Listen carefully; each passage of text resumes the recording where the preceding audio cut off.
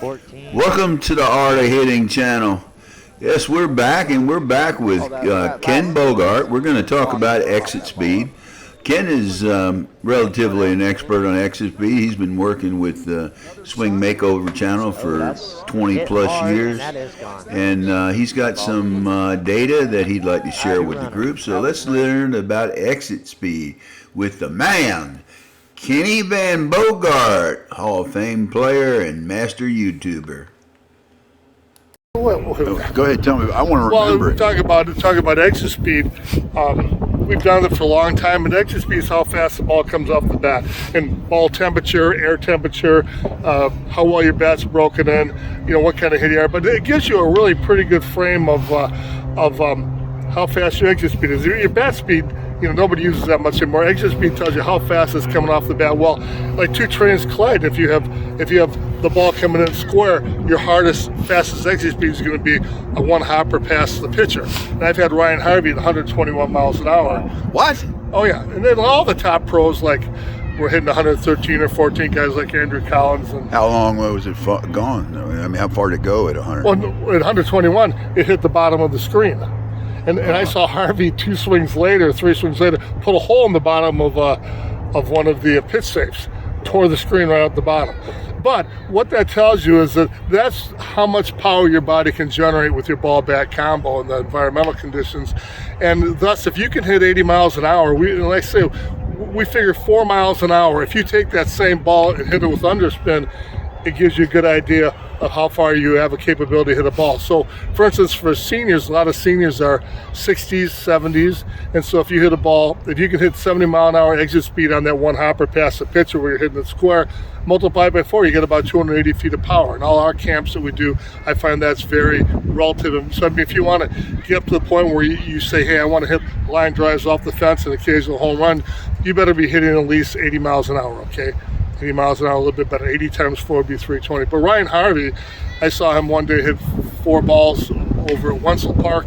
Oh, I've done a lot with Brian. Jack and with Bob Waldyke. And Waldyke was impressed with Harvey. He's a young guy, and Harvey was impressed with Waldyke being a 55-year-old guy, because Waldyke was hitting him, well in the fours. But Harvey hit 4 balls over 500 feet, and he's 121 miles an hour. Multiply that by 4, that's 484.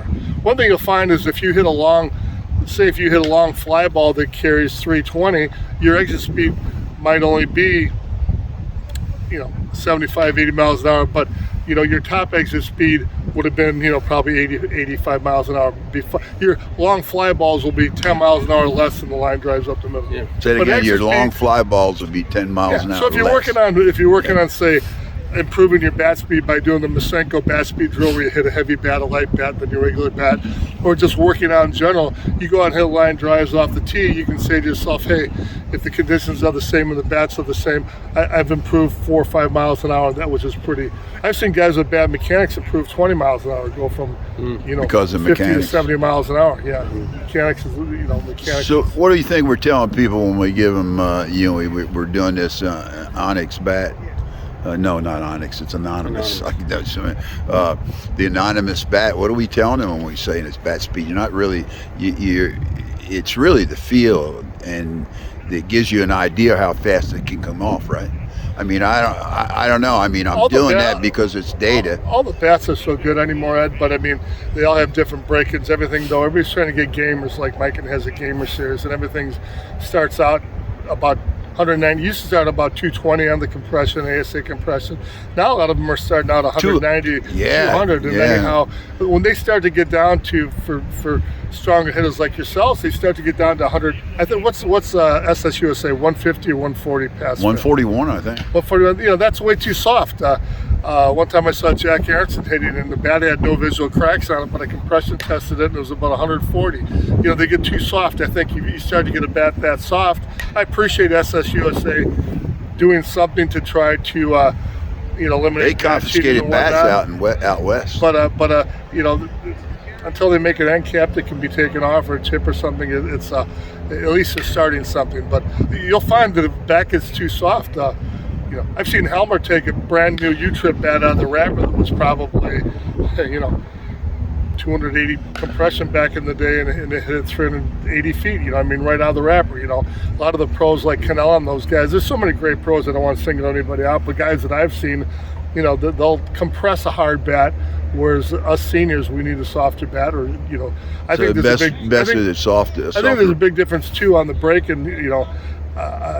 I'm a D. Marini senior pro, and like I say, all the products is about the same performance. Why D. Marini, though, I think is really good. That Larry Carter bat's a tough, good bat. And anyhow, you know, I see probably on line drive, you know, if you're hitting the line drive to the track, I see a difference of 30, 40 feet between the first swings and, you know, 80, 90 swings down the road. Really, that many? Yeah. You remember the day we used to swing the Synergy 2s? Did you ever swing a Synergy 2? You know, we had a Synergy 2, my son and I, that had probably 4,000 swings on it, and that wasn't good until you got 600 or 700 swings. Like the original Dudleys, you know, they would be good, but then when Dudley was really popular with those bats that would last 2,000 or 3,000 swings, you know, they would take 800 swings, they'd reach another level. They'd be just better and better. You know, we've been doing this. I need to get over there and start filming these guys swinging that bat. Hey, you're amazing to me. We turn a button on, you keep on going, you're spitting out this stuff. I'll shut up. No, I like it. These two Canadians had some of the highest exit speeds in the session this Saturday. And this is Jeremy, I believe his name is, and he could kill it.